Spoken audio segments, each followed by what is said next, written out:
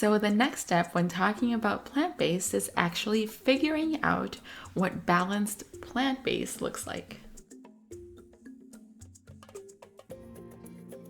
Hello, my dear friends. Raisa here from the Nutrinut. For those of you who do not know who I am a nutritionist and founder of the Nutrinut, and I focus mainly on teaching you how to eat in a way that's in alignment with your body, with your mind, with your soul, and with the planet, because we cannot talk about healthy eating without also talking about sustainability. For today's video, I'm going to share with you what a balanced plant-based dish looks like. We already covered a little bit the difference between plant-based and vegan. If you missed that, it's in the previous video. I will share the link in the description. Check it out if you missed that one. So today we're going to take it a step further, right, and explain what you should have in your dish, what's the proportions that we're talking about, and some examples of what each one would look like. I think it's very common for people to think that plant-based dish is mainly going to be just a bowl of salad and maybe some cucumbers in there and some tomatoes max, right? So something very green, something usually very dull. Nothing against lettuce, but it's not the most flavorful thing in the world. It's just mainly water, right? So it's very hydrating. It can add some texture to your dishes. But in terms of nutrition, it's really not the most amazing food. You would never see a list of superfoods that would include lettuce in there, right? Have you seen one? I haven't. And that's the reason for that is actually because it's not that nutrient dense. So what should a dish look like?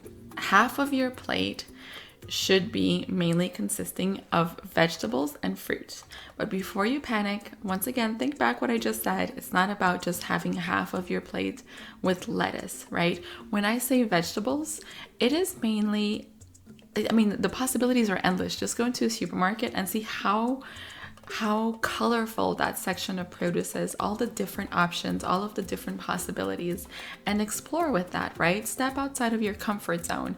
If you're someone who typically has the concept of a salad just being lettuce and spinach, try different combinations. And in fact, you don't even have to have leafy greens if you really don't like them. When I say vegetables, I'm including broccoli, I'm including cabbage, I'm including carrots, beets, even avocado. Technically it's a fruit, but I did say fruits and veggies, right? Half of your plate. So you can have your avocado, you can have tomatoes, you can have sprouts, bok choy, potatoes. I'm actually not going to include it in here. I'm going to include it more in a different section, okay? Brussels sprouts, but well, you get the idea. Honestly, the possibilities are endless, like I mentioned. Take advantage of that. Make your dish as colorful as it possibly can be. The reason why I have that proportion of half of your plate being fruits and veggies, is because these are the type of foods that are actually very concentrated in vitamins and minerals and antioxidants, phytonutrients, fiber. So all of these, this really important part of nutrition that we tend to forget about. We usually focus only on the macronutrients, right? So we have tendencies to just think, okay, is this a source of carbs, protein, and fat? But in reality, is this a source of antioxidants? Does this have a lot of fiber? What kind of vitamins and minerals can I find here?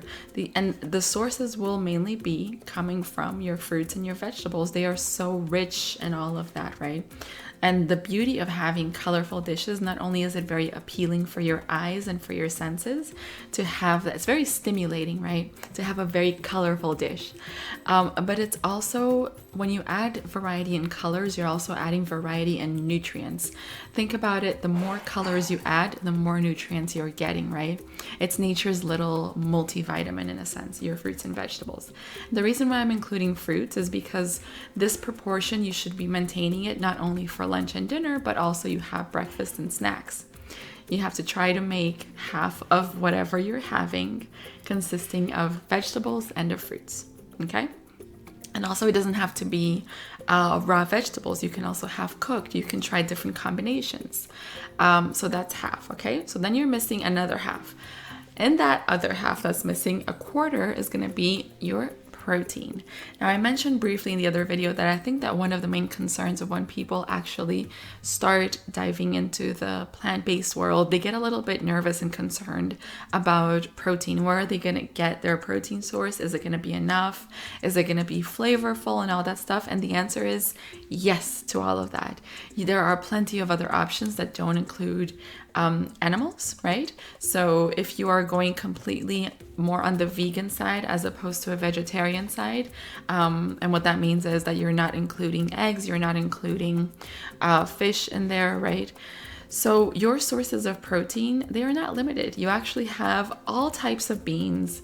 You have all types of, there are different types of lentils. You have chickpeas, you have edamame, you have tofu, tempeh. So honestly, you can really have a lot of fun with the flavors. You can really explore different ways of mixing and combining your options, right?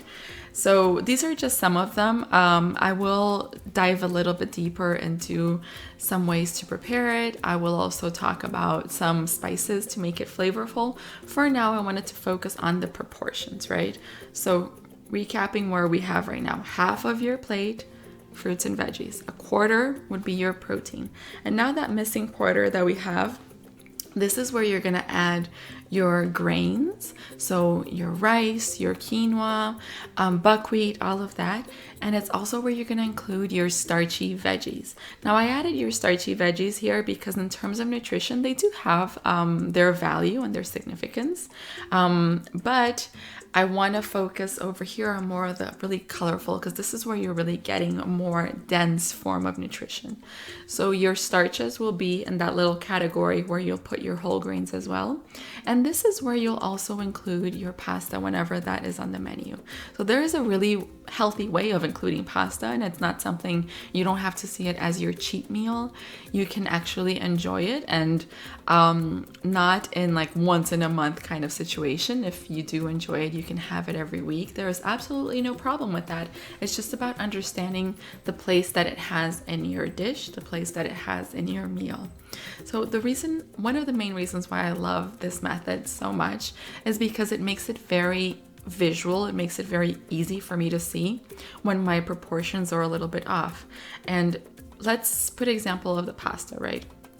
When I see that my plate is being mainly dominated by pasta, I know just from looking at it that it's not a balanced dish.